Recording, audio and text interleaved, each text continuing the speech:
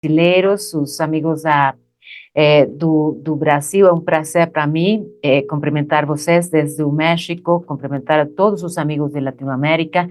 A gente está agora reunida para falar de uma história bem importante que pode transformar muitas vidas e pode também ajudar sobretudo, muitas crianças para ter uma realidade bem mais segura.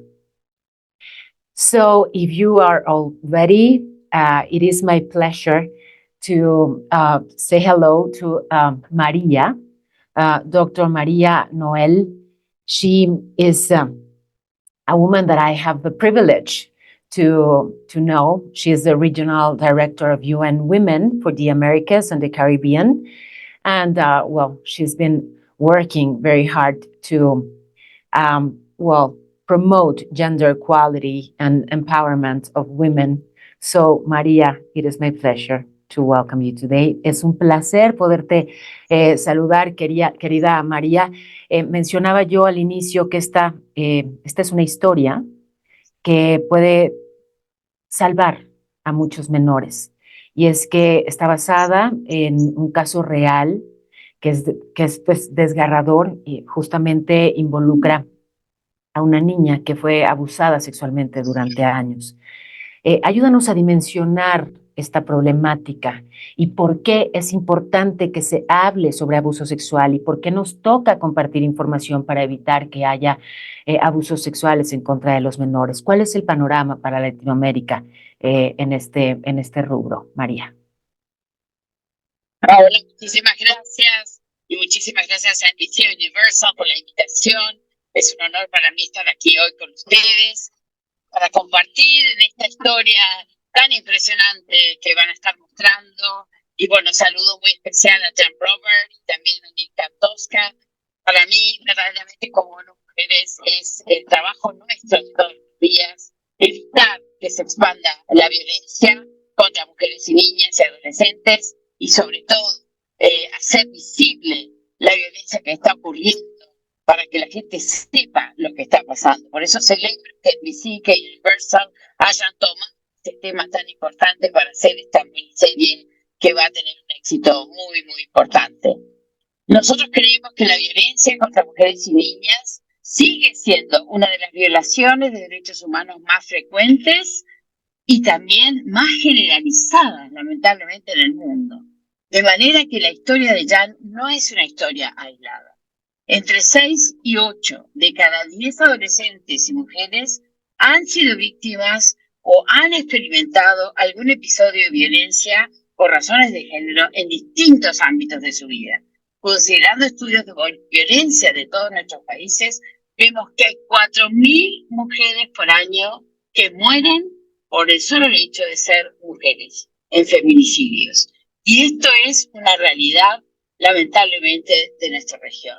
Estamos muy de cerca observando dónde están estas mujeres. Son 11 mujeres por día en México, 9 mujeres por día en Brasil, solo por el hecho de ser mujeres. Y la muerte ocurre con los más allegados en la familia y también en sus propias comunidades, en sus propios vecindarios.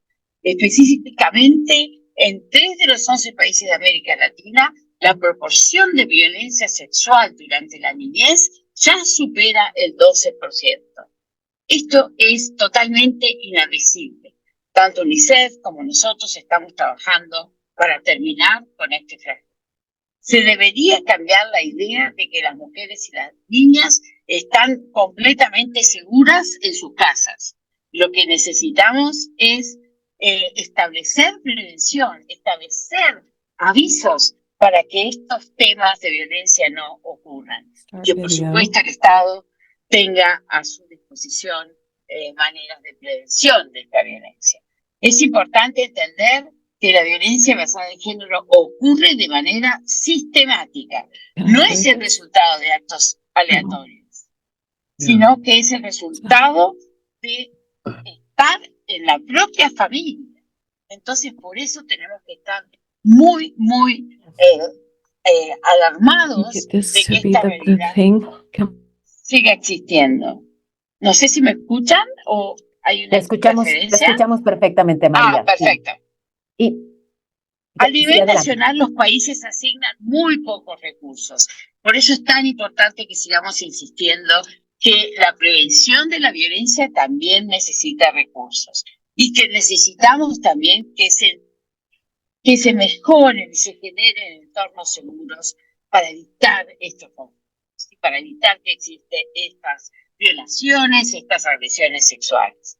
Estoy convencida que el cine, que la televisión y los medios de comunicación desempeñan un papel crucial en la visibilización de las experiencias que tienen lamentablemente algunas mujeres y algunas niñas. Por eso celebro que estén realizando esta serie.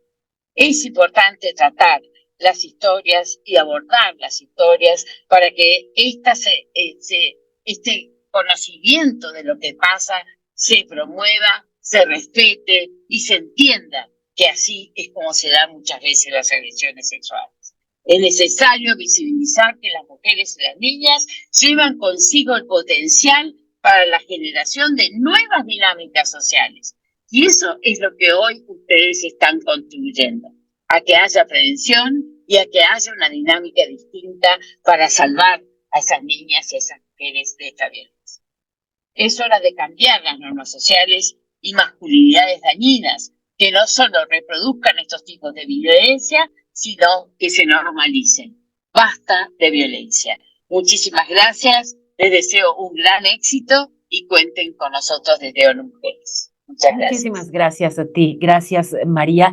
Y solamente agregar a estas cifras que compartes, que son desde luego preocupantísimas, el que la enorme mayoría de los casos de abuso sexual en contra de los menores son hechos por personas cercanas a su entorno, personas de confianza, incluso familiares, ¿no? Y por eso, todavía más importante, el que se difunda una historia como la de Jan, porque precisamente lo que la vulneró fue la confianza que su familia tenía en esta persona que la atacó.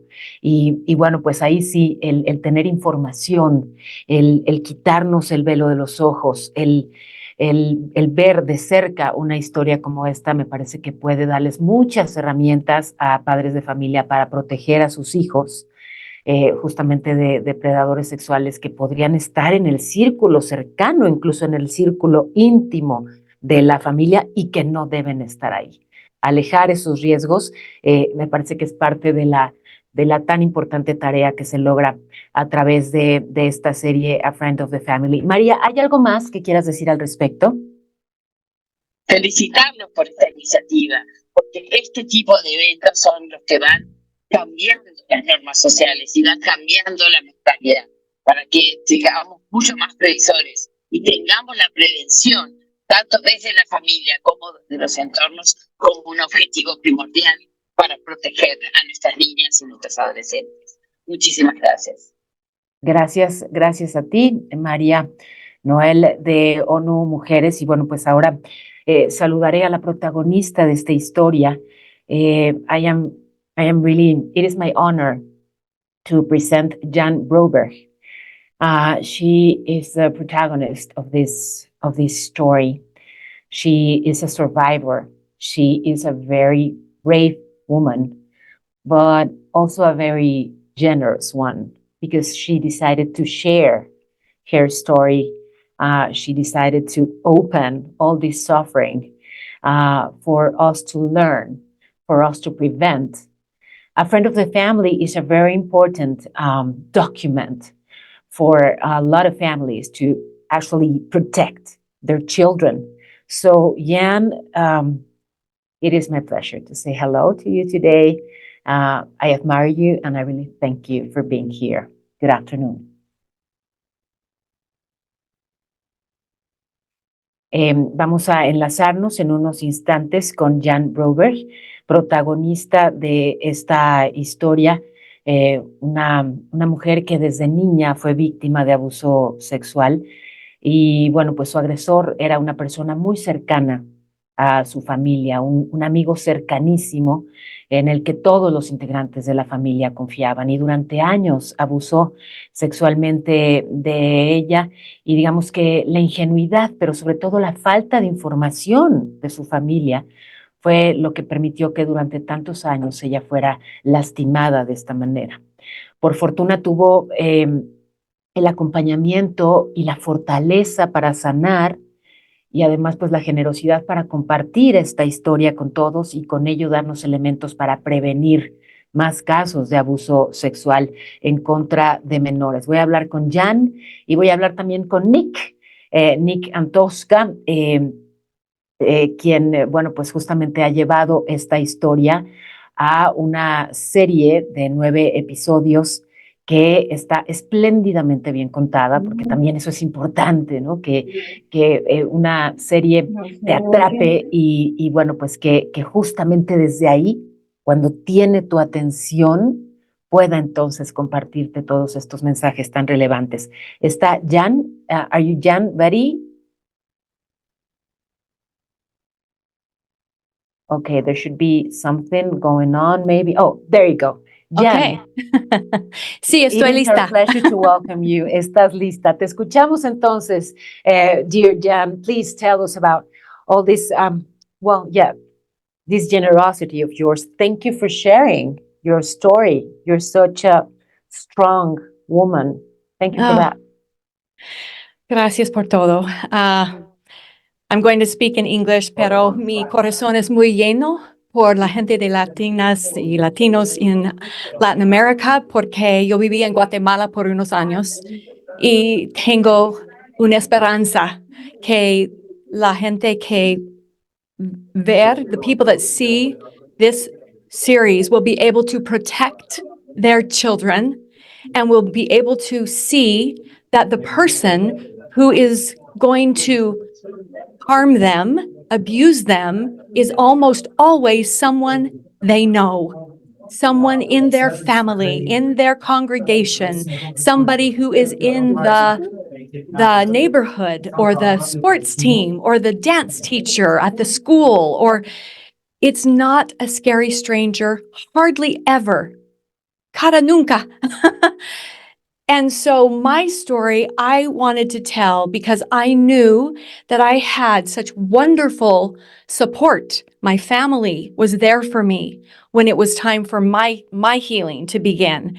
And so I know that many are alone and they feel alone, that somebody doesn't believe them, that they can't tell their story. And I wanted the whole world to know you're not alone.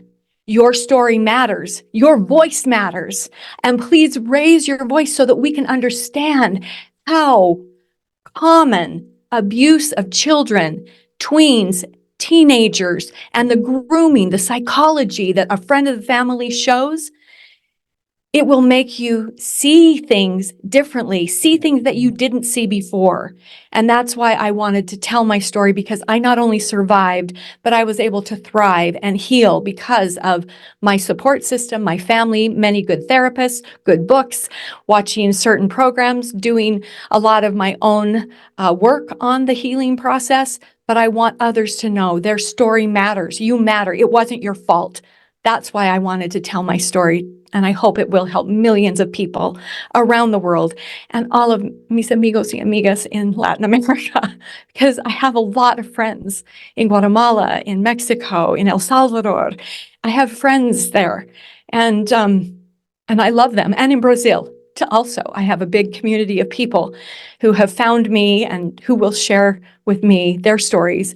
And I just want them to know there is hope, there is healing, and that this is real and it is rampant. It is everywhere. 1 in 3 girls in the United States, and I believe that is a global number, and 1 in 4 boys will be sexually abused or assaulted by someone they know before the age of 18.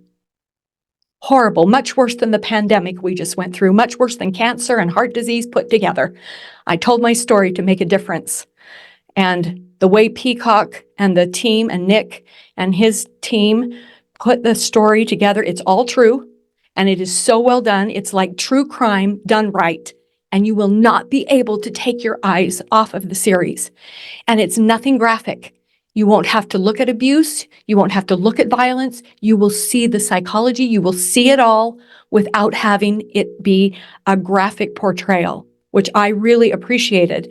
So none of our young actors were harmed or in any way psychologically. And you'll get it. You'll get the story and you'll see something that you didn't see before.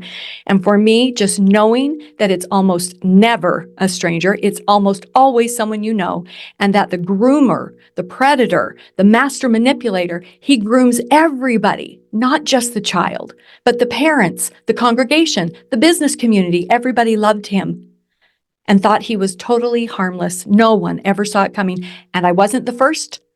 There were 2 girls before me that I know of, and I wasn't the last. There were 5 girls after me that I know of, and they are usually serial in their predation, in the predatory behavior of pedophilia. It is serial. It happens over and over again, and they just look for a vulnerable target and vulnerable people that love and are open-armed and very kind and nice, and then they abuse that. They use that to get in there and to do things that you never would have thought were possible. My family never knew that anyone like this could exist in the world, this kind of evil. But I really want to thank you, Jan. It is very moving. I watched the 9 episodes this weekend, and all I want to say is thank you, because after what you went through, it is very important that you have the strength to share it. Now that I hear you and I see you, I can tell that you don't only have a very strong heart, but a very beautiful one. And I understand that your generosity comes from there, from love, and from this, from this willing of yours to help other kids, to save other kids. I was saying at the beginning that this story of yours, especially the way it is shared by Nick Antosca, it can transform us, but it can also save a lot of children. Has it been part of your healing process to share your story? Yes, absolutely. I really felt like the first time that I shared it with a little book club, I was working at Disney World, singing and dancing and acting. It was my first professional job. And my son was actually born in Orlando, Florida, at Disney World, at the hospital there. And I had another entertainer friend who had a book club of just single girls. We were all performers. And she said, come tell your story. And I said, oh, I don't have a book. I don't have anything to say. And she said, no, tell your story because it helped me. And I swear, we want you to do it. And when I took my little brand new baby, he had just been born, and took him to this little gathering of about 12 girls, young women who were performers, singers, dancers. And I told my story. They asked such important questions. And I realized, oh, I do have something to say. I know things because of my experience, my lived experience, that other people don't know. They think this only happens from strangers. They think it's a stranger that does this. It's not.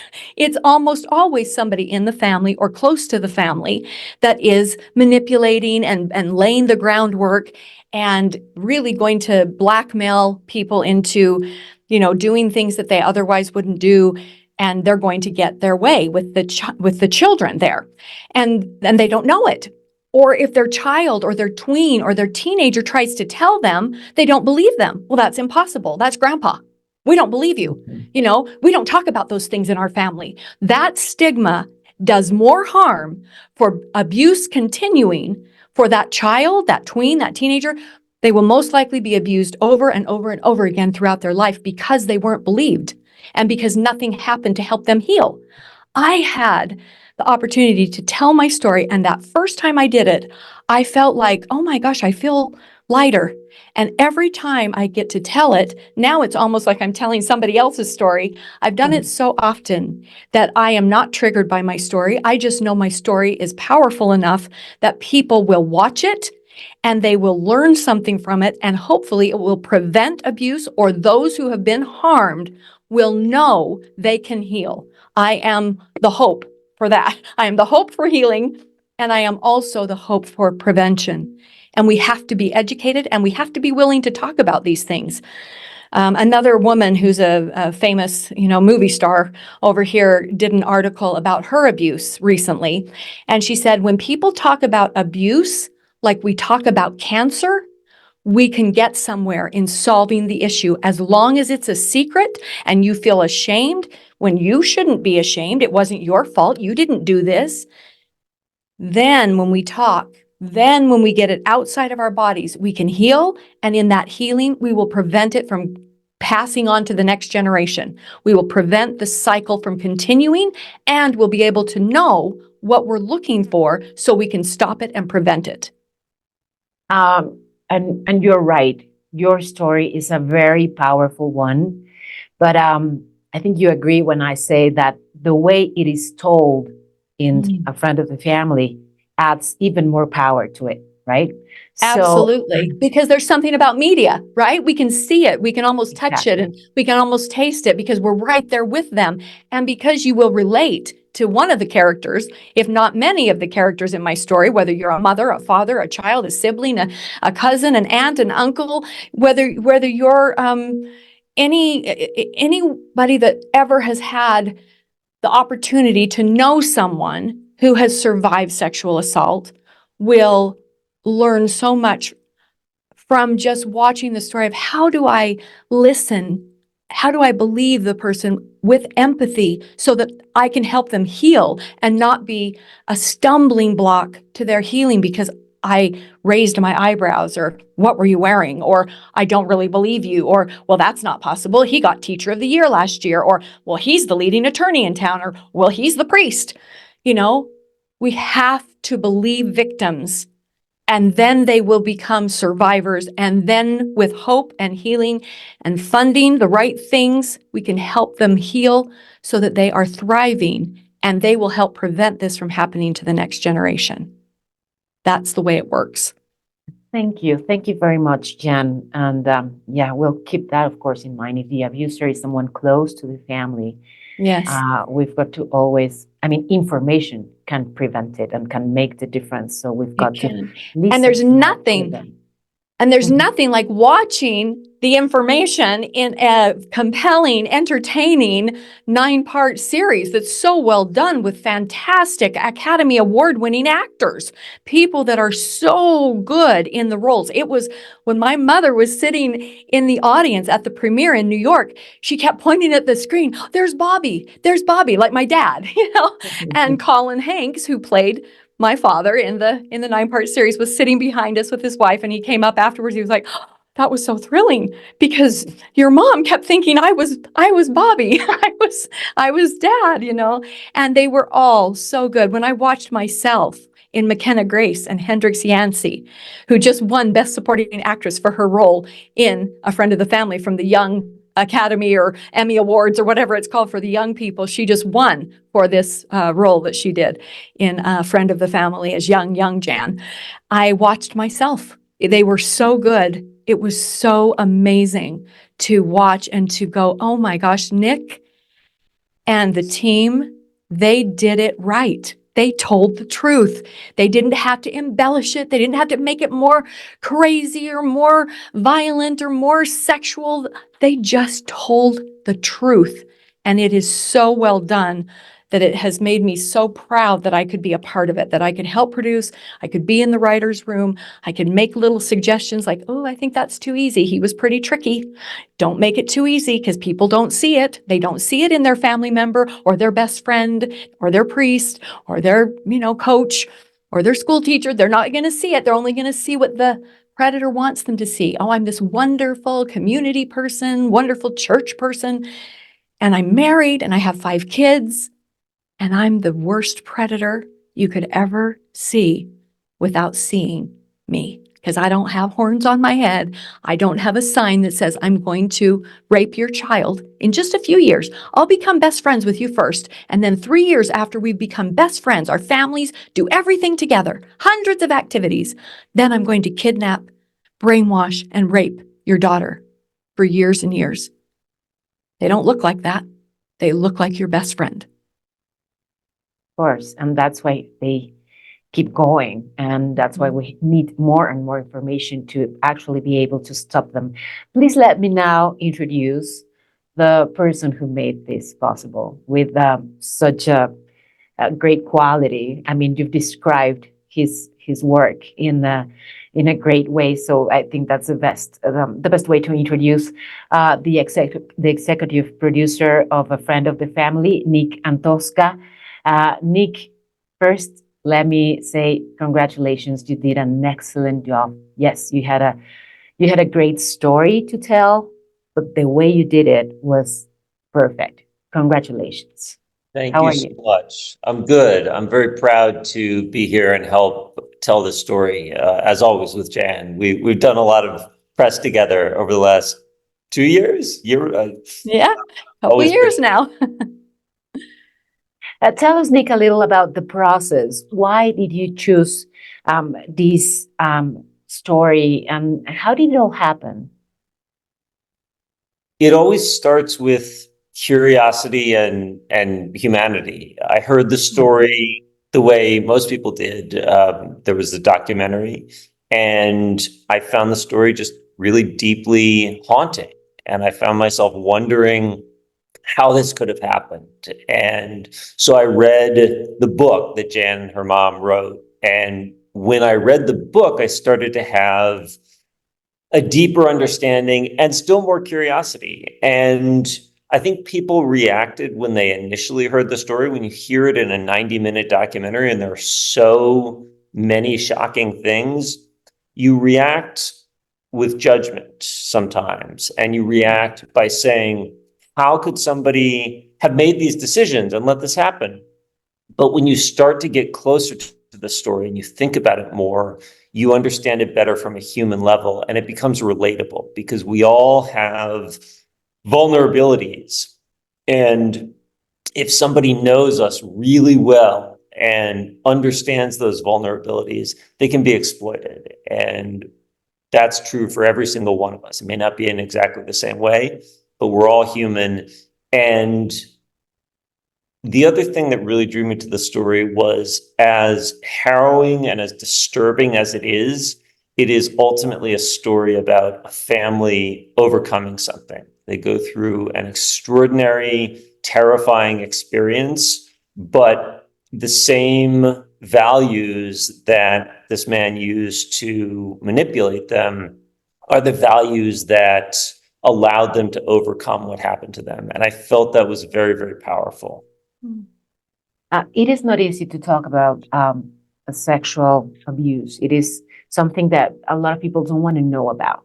As a journalist, for me, it is hard sometimes when I interview victims, I can tell that the audience leaves when we have the levels of audience. But the way you tell this story makes a big difference, because it helps us love Jan and connect with her and with her family and her reality. And I think that's a very smart, but also a very powerful way to share the message. Do you agree with that? Yeah, of course. In telling this story, we wanted to be very sensitive, first of all, tell it honestly, and we wanted to make sure that we were avoiding anything gratuitous. And even before that, of course, we wanted to talk to Jan and make sure that we were doing this hand in hand as a partnership, and that this was a story that she wanted told. We would never have taken the first step down the road if it wasn't in that kind of collaboration. But to your question, the story it involves themes of sexual abuse, but it's also about how people were psychologically able to not see it for so long. And it's also about the fullness of this family's lives as they experienced it. And showing that context is really important to understanding how it happened. Yeah, and I have to say the storytelling is amazing. I just couldn't stop. Like you kept us there, which is also very well. It defines, of course, your job. I mean, I can imagine that you're very satisfied with the results. Thank you. I am.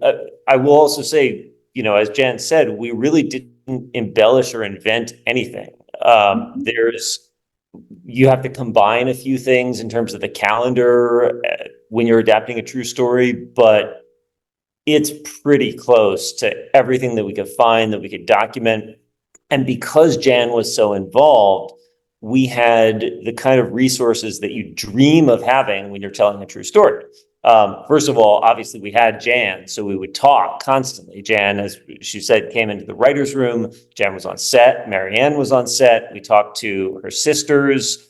They also gave us an extraordinary amount of access to their childhood, their lives. We had boxes and boxes and boxes of stuff. We brought trucks of furniture and clothes and stuff to where we were shooting so that everybody, heads of department, the costumers, the production designer, could see and use the exact things from their childhood. We had the notes that Bea sent her. We had the diaries from the girls. So it really felt very rich, at least to me as a storyteller. There was so much stuff. And there was never a moment where we had to go, okay, we need to make this more dramatic. The story is so dramatic. It's so intense, harrowing. And so we just tried to tell the real things that happened and in a dramatically compelling way. And of course, we also we depend on the cast so much. So this key cast, I think them having access to Jan and to all this research material was just invaluable. Well, yeah, the acting is amazing. The direction, of course, as well. One last question, Nick. What did you learn from all this process? And I'm not only asking you as a producer or a storyteller, a writer, as a human. I learned a lot of things. First and foremost, one thing that I went into it hoping that I would have a greater access to and that I felt even more strongly was just about the strength of the human spirit and of the family. I mean, of a strong family and the support that this family had for each other, despite what they went through and despite the mistakes that they made, really deeply affected me. It affected me to tell the story and help tell the story. It also affected me to see it today in the present with Jan and her sisters and her mom and everything that they went through and the strength that they still have. Well, thank you both very much. It is now the time for my colleagues to make some questions as well. So are we ready for that? I know that there's a lot of people interested in sharing some questions with you. So please go ahead. Thank you so much, Paola. We'll start with the first journalist from Colombia, NTN 24, Alfonso Diaz. Go ahead with your question. Thank you. Well, hello. Thank you so much for this. Jan, I really appreciate your time, and I really appreciate the fact that you are sharing your story with us in this format. And this is my question. Back then in the 70s, we were a more trusting society, and neighbors were part of the family. However, when one watches the series now in this world we live currently in, it is unavoidable to question how your parents allow this horrible thing happen to you, not once, but twice. So how did you find understanding and forgiveness? So first of all, I think it's really important to relate back to maybe you. Do you have a best friend? Do you have a favorite uncle? Mm-hmm. Are you close to your grandfather? Mm-hmm. We're one of those people that you found out had harmed your child or your brother or sister or something like that. How devastating would that be? First and foremost, you have to imagine that, because that's how close we were to this family, not just to Bea, but to his wife, Gail. I still have ceramics that she taught me how to paint. I still have them. I still use her chocolate chip cookie recipe for the best chocolate chip cookies I've ever made. I have these things. We were so close. So what I think I can say is I knew how good my parents were, how they raised us to love everyone, to have kindness, to do service, to be grateful. It was part of my DNA. So partly I was able to forgive them because I knew he was a master predator who we never saw coming, and they didn't either. They thought he was their best friend. He felt like the favorite uncle. We were so close. It was 2.5 years of 2 or 3 times a week doing activities with this family. His oldest son, Jerry, I write in my little diary that he was the first boy that ever held my hand as we walked to the park, and he swung me on the swings. So there was so much innocence in my parents and in myself and in our world that we lived in, which maybe there's not as much innocence in the world today, like you started with. However, there are people in your life that someday you will find out someone in your immediate circle, your family, if you don't know somebody already, which I bet you do, someone was harmed, and it wasn't by a stranger. It was by someone they knew, probably already trusted, and everybody loved. And you just didn't know it. You didn't see it. That's why I wanted to tell a story, and that's why I'm so grateful that I had a master storyteller like Nick to help me do it. Because I remember for years thinking, I'll never find somebody that can tell this story. They won't get it. They'll never get it. And yet this is happening to millions and millions and millions of people. There's approximately 2 billion people around the globe who have either been abused and are walking around as adults, carrying that harm and that trauma, and then another billion that are being abused right now, that are children, tweens, teens, or young adults, plus all of the rape of, grown people, men and women. And I think until we actually talk about it and we actually see it happening in our own communities, our own congregations, and our own families, and then talk about it and don't shush it and don't sweep it under the rug and don't put our head in the sand, it will continue. The numbers will continue to grow, and that makes me sick, and I want to stop it. So I'm here to cheer on not only this story, but everybody's story. Open your mouths. Let's start a movement. Let's make this stop. Thank you. Wonderful. Thank you so much, Alfonso. We'll move with the next question. This time is for Brazil.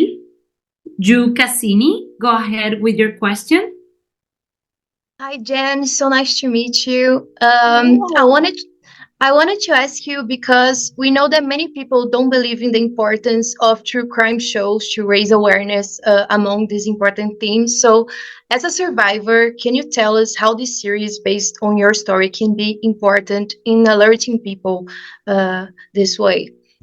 I do think my story is first and foremost a cautionary tale. Like, this does happen to normal families who are going to work, going to church on Sunday, playing in the neighborhood at night with the soccer ball. We were doing those things. We were just as normal as you would look at any family that you can see all over Brazil. We want the same things. We want happiness. We want enough work to raise, and have a home and have enough food on the table. And we want to be close with our families. So I think showing my story is so relatable, because I don't think all true crime is done right.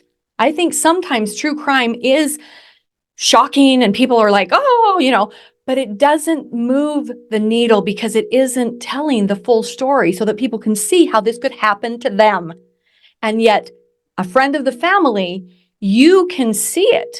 You will experience that moment of, oh my word, this could happen to me. This could be someone I know, or this did happen to me. And it was someone that I know who is still showing up at the family reunion, and we're having potato salad together. And they probably went on to the next young person, and nobody's done anything about it. So I think that's why, for me, it's so important to tell the story in this way, because it's relatable. And you won't want to turn off the TV. It will not be anything that you can't handle. So don't think that, because it's really important that you watch all 9 episodes. Really important. And Yeah. I would Thank love you. to just say something, Julie, about your question about true crime. I think that the tools of fiction applied to truth can sometimes make it feel more emotionally true or accessible to an audience. And the things that we thought about as inspirations in terms of style for this show are things like Heavenly Creatures or Boys Don't Cry. And those are stories where you're telling true human stories, but there is a poetry and an artistry and a humanity to it. Whereas the phrase true crime sometimes gets an exploitative association. We tried to do something that was very empathetic. Mhm. Wonderful. Thank you. Thank you so much, Julia, for joining. Moving on to the next one. This time is for Mexico. Uno TV, Liliana Sotelo. Go ahead with your question. Thank you. Muchas gracias. Mi pregunta es para Jan, si nos podría decir cómo logró que uno de los momentos más duros de su vida se convirtiera. Liliana recuerda que debe ser en inglés. Thank you so much. Ok, como estaba el intérprete, pero ahorita la... I understood what you said. You started to ask me what were some of the hardest times, some of the most difficult, the most duro, right? Yeah, becomes into a strength and even a purpose to help others. Absolutely. For me, some of the hardest things were the people that didn't believe me. I didn't expect that. I was telling my truth. I was telling the honesty of what happened. My parents were so honest. They were so vulnerable in telling the truth, the whole truth. Almost everyone, I believe, Liliana, has something that they would rather the whole world doesn't know about. We've all made mistakes. We're human, right? We are not gods. We are human. And we make mistakes. My parents made mistakes, and they felt terrible about those mistakes for the rest of their lives. My father, I swear, died feeling like he hoped that God would forgive him for what he had not known and didn't see, even though I tried to tell him, Dad, he was a master manipulator. You didn't know. You did something that you wouldn't have done otherwise. He manipulated you. But it's hard for people, once they've made a mistake, to forgive themselves. And so for me, taking this story forward with such vulnerable, honest truth was one of the hardest things when it came back, like, oh, your parents knew. Oh, you were so stupid. How could anybody at 12 years old believe in aliens? They didn't understand the grooming. They didn't understand how this happens to millions and even billions of people around the world because you're too scared, or you think it's real, or you don't have enough intelligence yet. You're young, or you're innocent. You haven't ever encountered somebody that would do something like this. You don't know. And my parents didn't know. And yet we told it honestly. The hardest thing for me was not being believed. That's why I started a foundation with an online community, and the whole thing is about be believed. Come here. If nobody else believed you, we will believe you. Come and join our community because it's so important to a survivor. So that was the hardest thing. The second hardest thing was probably, how do I tell the story in a way that people will understand it? And I really never felt that I got that until I got Nick and Alex called me on the phone and asked how we were doing as a family and if we were surviving all of the chatter, and asked about us. And that moment that I heard their voices and they asked that question, I was like, oh, people I think I could trust. And not only have I come to love them, I trust them. And they did the job that I didn't think anyone could do. That was the other hardest thing, was how do I take my story to somebody that'll actually know how to tell it truthfully so that others will understand and relate? And that happened in a friend of the family. Wonderful, Jan. Thanks. Many thanks for that powerful message. Now moving on with La Nación from Argentina, Mariano Adolfo. Go ahead with your question, please. Thank you. Hi, Jan. Well, you were talking about your parents, and I wanted to ask you about them. Particularly, how was the healing process within the family? For example, did you speak a lot about this with your family, with your parents? Did you avoid speaking about it? You know, it's so funny because I grew up in a family where dinner time was like sacred. It was like church. Like we did it every day together as a family around the dinner table without fail. And mom, dad, and 3 little girls talked, communicated, told them how we were doing at school. If we were having a problem with a friend, we had a very open, loving, communicative family, and we had dinner together around the table. So when people say, what do I do to protect my kids? I'm like, well, you can start with putting the phones away, shutting down the computers, and sit down and share a meal every day with your children and listen to them. So that was what had set me up to be able to come back to my family and talk about things as I was ready to talk about them. They never pressured me when I told them kind of what had happened in big chunks, but never talking about the sexual abuse or the rape at all. I just didn't want to say those words. I didn't even know how to say those words. And they just listened, and they never defended themselves. Here's the trick for any parent out there. They never defended themselves. They said, we made so many mistakes. We didn't know. We're so sorry. That's the kind of parents that you need if you're going to survive sexual abuse as a child. Because I didn't develop into a young woman until I was 17 years old. I graduated from high school and I was only 95 pounds and 5'1" tall. I was just barely starting to go through puberty. So my parents knew how to just listen when I was ready to talk. And a lot of what we talked about didn't happen until much later. I mean, we talked a little bit, and yes, there was healing in that. And I went on with college, and I'm a big overachiever. I'm a very type A personality, and went on with life and got married and divorced and married and divorced and married and divorced. I had problems that were based in the trauma that I had been through, but I didn't know how to fix it. I didn't know what to do about it. And mom and dad were always there for me. Do you need some money to go to a new therapist? Is there something, some books, or do you want to sit and talk? My mom started writing our history of what happened when I was in my older, 40s. And that's about the time when all of a sudden in my early 40s, we had this 800 pages of mom interviewing me and her talking a lot, just her and I. And somebody said, you should make this into a book and tell the whole world. And we were like, oh, really? Do you think they'd like that? We didn't even know that that's what we would do. And eventually we did self-publish our first book. And now we have our other book that has all the details in it.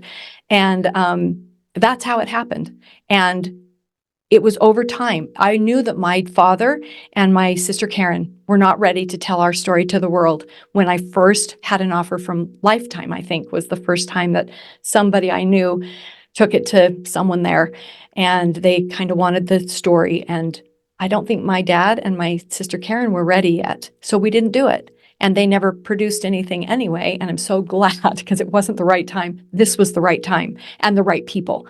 So I look back and I just kind of say, you know what? For me, I had the perfect scenario of support people. And that was my parents and my sisters and my best friends. And then I had a lot of good therapists along the way.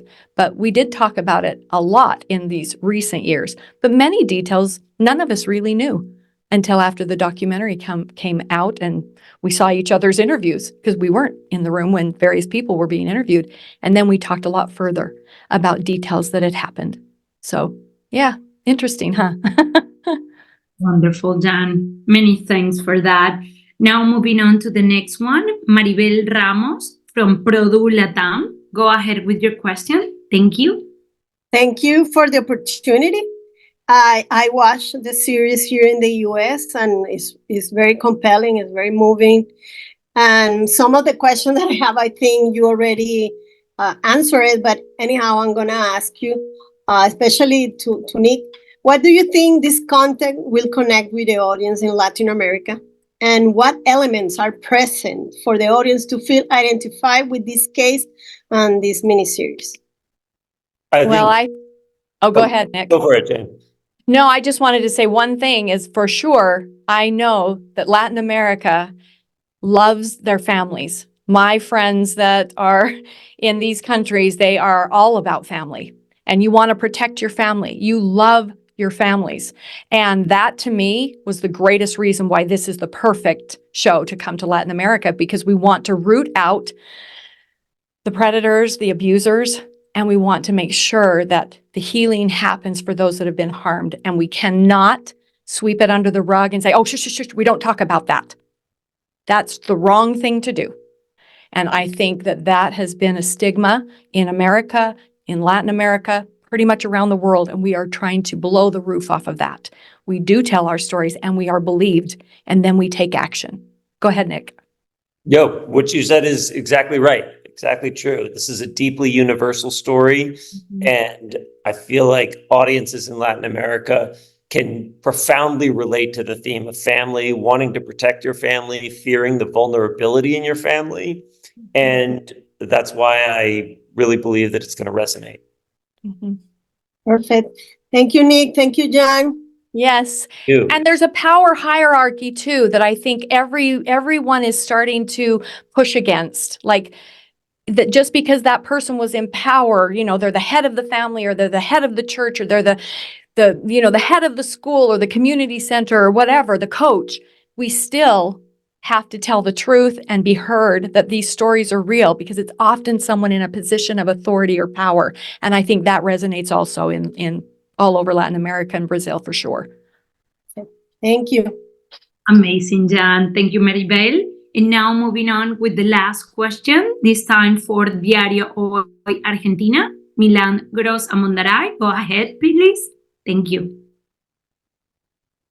Hi, Nick. Hi, Jan. It's a pleasure talking to you both. My question is, what kind of work did you do together to bring back this powerful story? Well, we spoke to each other extensively for years. It began with many conversations, and it began during the pandemic when we were apart. And so we talked over the phone a lot. We Zoomed. When we started the writer's room, Jan would come into the writer's room via Zoom often and talk to the writers, and we would have all these questions and we would talk for hours. I went to visit Jan at home in person with my producing partner, Alex, and we met Marianne. We met both of Jan's sisters. So it was just a long and very meaningful process of understanding the just really getting the texture of your family's life. Yeah, and it was so much fun to have them come, because we got to take them everywhere from hiking in the beautiful Red Rock Mountains to church on Sunday. And believe me, when you walk into a Mormon church and you got these producers in their black shirts and jeans and their high top tennis shoes, it doesn't look like everybody at church. It was really fun, but they could see how we live, what we believe, how we interact with each other. And you know, we really are pretty normal. I don't know, Nick, would you say? Yes. Yeah, very. But it's kind of hard to believe sometimes when you hear such a crazy story, which is all true, in a friend of the family, you kind of go, did those people survive? We did. And because we had so many of those family things in place that were so important. And so I think that's a really nice question. It was really wonderful. And I feel like they're dear, dear friends to this day. And I hope to work with them again someday. So it's just been an amazing friendship.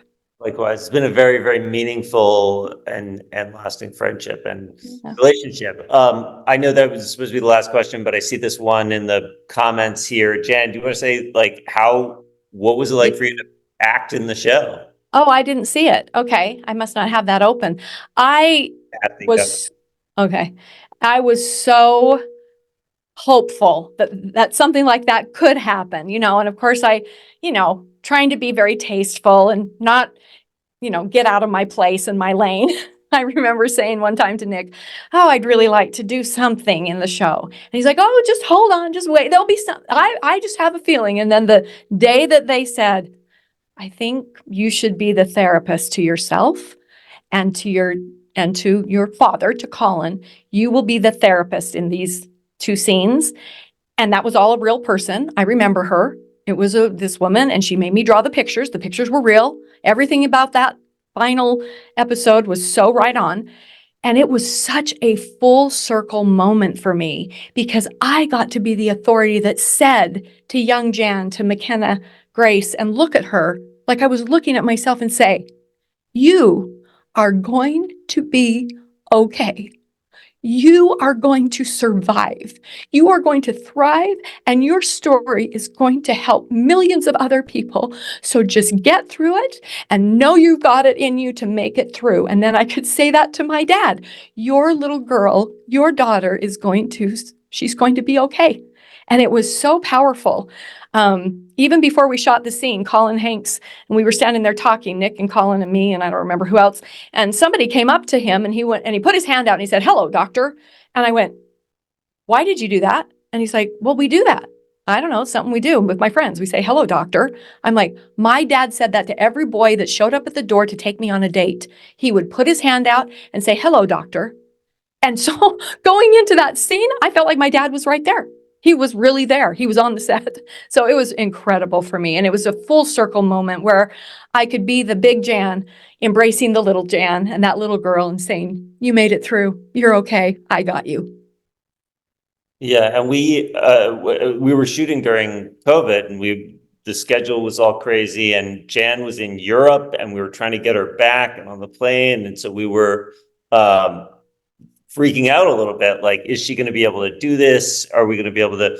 So when that moment came to be, that was one thing that I will always remember from filming this show and telling the story is seeing Jan there. And everybody on the set could feel it. Everybody was watching this scene with kind of tears in our eyes. Yeah, it was beautiful. Yes, and it is beautiful now that you share it with us. Thank you. Thank you for sharing this, call them magical or blessed moments. Well, I do want to say thank you to everybody today. Thank you, of course, Nick and Jan, for your time. Thank you for moving us. Thank you for putting your heart in this effort. I really love the result. Nick, you tell the story in such a way, as I mentioned before, that you really make us connect emotionally. So, Jan, I do feel like I love you now. I wish I could hug you. Will I do it from here? Okay, we'll do it from here. Because that's Yes. what I feel like. I want to come to everywhere I can and just hug people, because I always know when I have a fellow survivor nearby, or they give me a little whisper in my ear and tell me a little bit about their story. And I feel like I can tell somebody now and thank you. And I just want to hug people too and be hugged. So thank you. Well, we actually felt and received that hug from distance. So thank you both very much. Thank you, of course, everybody, all the friends from the press. Muchísimas gracias a todos los colegas de la prensa de los diferentes países de Latinoamérica. Obrigada con todos os amigos do Brasil também. And I hope we get together soon with more to share. But this was amazing. Before we say goodbye, before we leave, let me please share with you. Nos despedimos precisamente con el teaser de la serie A Friend of the Family. Soy Paola Rojas y les agradezco a cada uno su tiempo, su atención y su compañía el día de hoy. Oh, muchas gracias. Exactly is your relationship with Robert Birchall? Well, he's practically a member of the family. Good morning, Roberts. Good morning, Good morning, babe. Good morning, Jan. It's going to be a great day. Hey, who do you love the most? Yeah.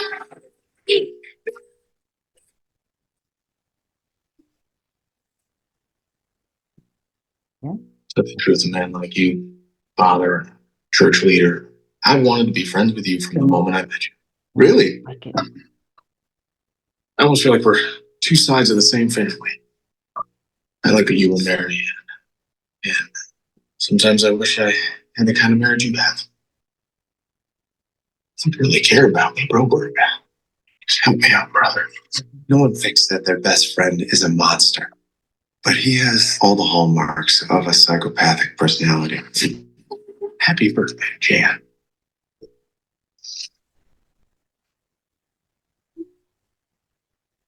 Birchall doesn't feel emotions the way that we do.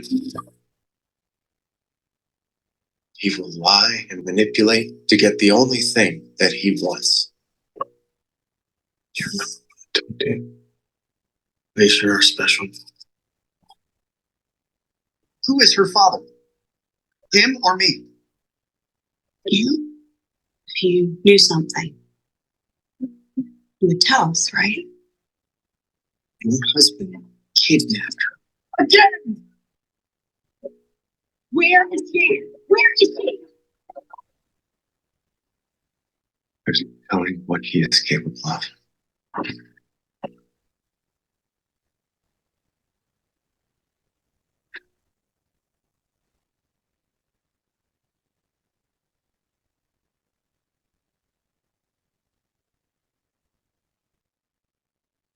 I love all these messages in the chat too. Thank you, everybody. Wonderful, Jan. Thank you all for joining us. Again, in the name of Universal Plus, it's a huge honor to have you. So thank you to you, to Nick, and the whole team for joining us. Thank you, everyone. Gracias a todos. Mucho cariño. Gracias. Thank you. Bye.